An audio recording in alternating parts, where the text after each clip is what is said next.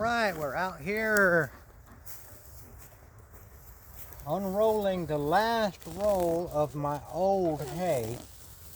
I'll tell you something, this hay is 3 years old. And the only thing that I've done to it to protect it is, you can see I have nothing on top of it, but I did have it up on some treated posts right there. And that kept it from touching the ground. And that's usually all you have to do. I'll show you something about hay. Hay forms a crust from the rain, and let me show you this crust. It's only this thick right here. Look at that. That thick. Now that's what a thatched roof is, by the way, which is an ancient way of making roofs. And they still make thatched roofs over in Europe and other places, and they last for quite a few years. And the reason is that grass, look how thin that is right there. So you see this thin right here, look at that. And it's good hay under it. This is what makes the rain go off. So this idea that you have to put plastic over a bale of hay, that is not true. I think the plastic people want to do that. However, where it touches the ground is where you have trouble, because it touching the ground, it rots. It's just like wood. If you put wood on a side of a house, there are buildings in Europe that are 1,000 years old that are made out of wood, but they're up off the ground and they're built in such a way. Now I'm going to take this handful of hay with the thatch with it, and I'm going to show you something here. And I bet you the cows will eat it.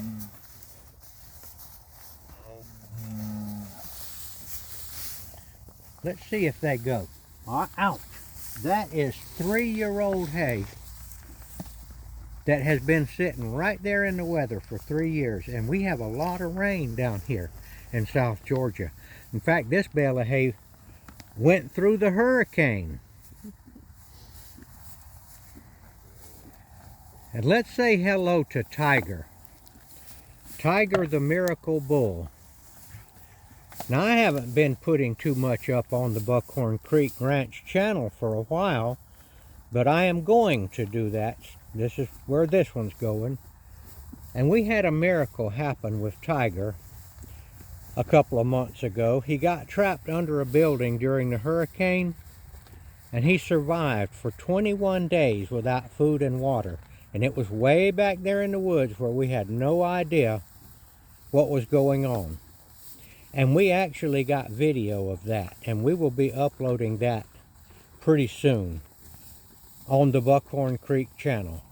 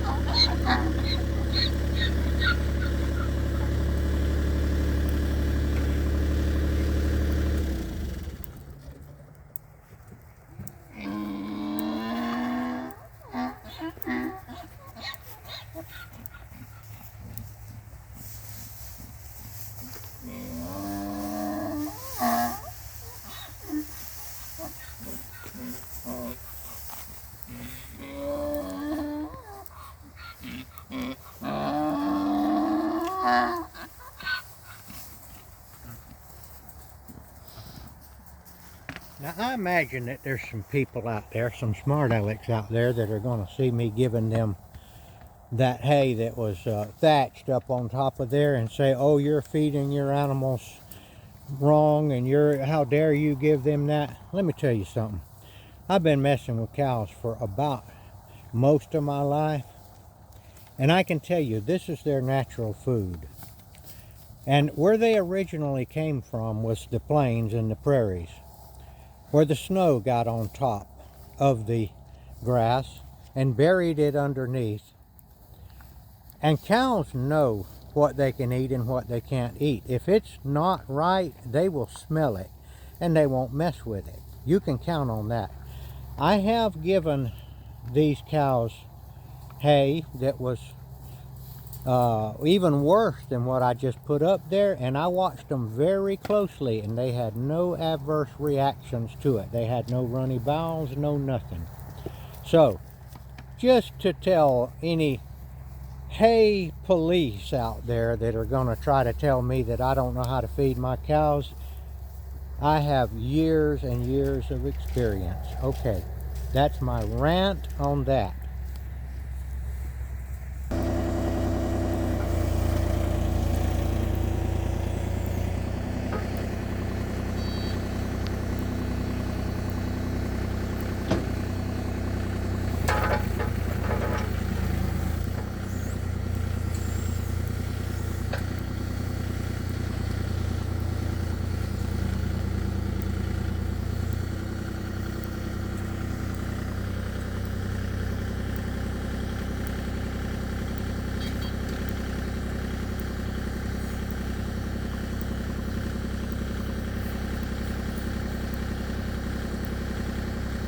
The briar root. I didn't know what that was.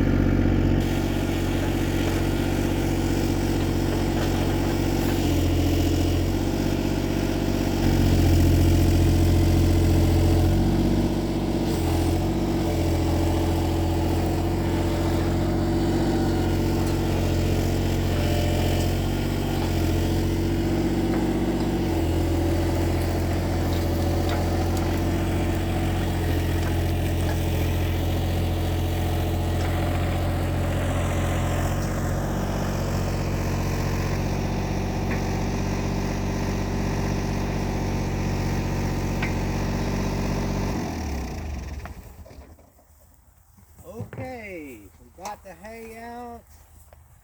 And it's about to get dark here in South Georgia.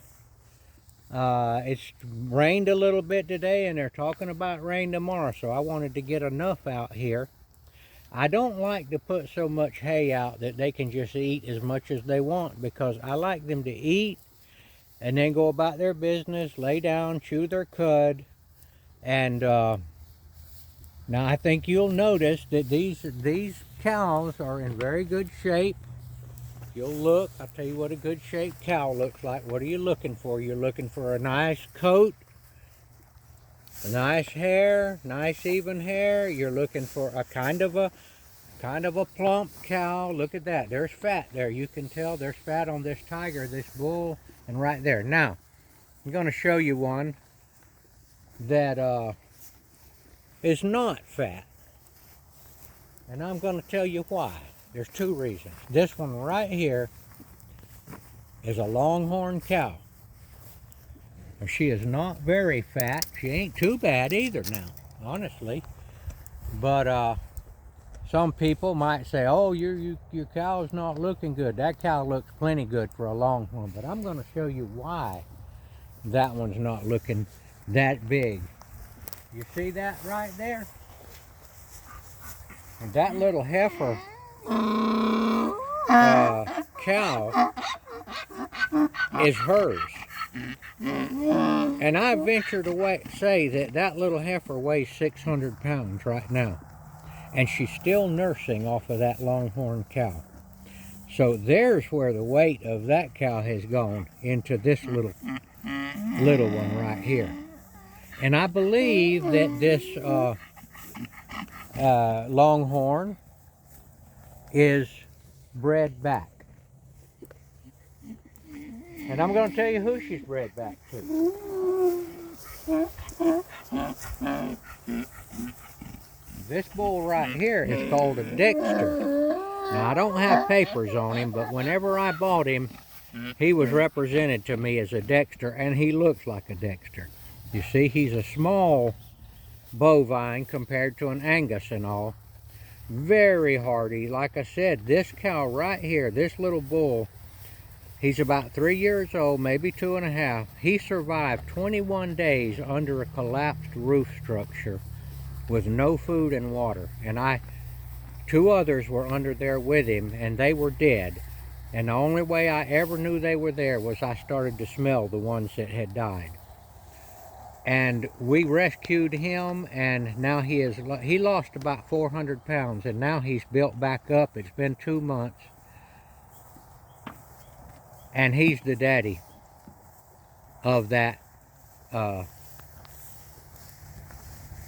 longhorn cow.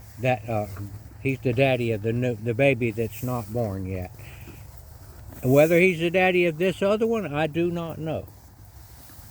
But he's the dominant bull around here. Even though he's got smaller horns, he's got what it takes in a bullfight, in a test of strength and all. This one right here outdoes this Watusi, and he outdoes that other longhorn bull down there, that's the white with the red spots. All right, just give you a little update on what's going on with the cattle. We've got 2 other cows. One of them looks like a mule, and another one looks like a donkey. And they've been living around here for many years, and we just don't have the heart to get rid of them. We could carry them to the sale and sell them, especially a female donkey, because they take care of they won't let any predators get in here. They are very good. If you get a chance to buy a female donkey, now don't get fooled about buying a jack, a male donkey, because they aren't worth a flip at predators. They don't even care. But these females have maternal instincts, and they do not let any kind of coyotes or wild dogs or anything come up in here. And if one of these cows is down, one of these heifers is down having a baby, having a calf, these donkeys will stay right there with them. They just have it in them to do that. And this other one is a mule over here. This little one, it's a mini mule, and she does the same thing. She's got the same instincts, maternal instincts. All right, welcome back to the Buckhorn Creek channel. I think it was somewhere around 3 years since I made my last video, but I think I'm going to go ahead and start doing better to show you what we're doing around here. We got all kinds of things going with the garden, with the fig trees and all that. So thank you for watching, and leave the comment if you can. I'm going to try to title this some kind of way that'll maybe get a little attention without being called clickbait. Don't want to do that, but I do want to get people looking at the channel again. All right, thank you for watching.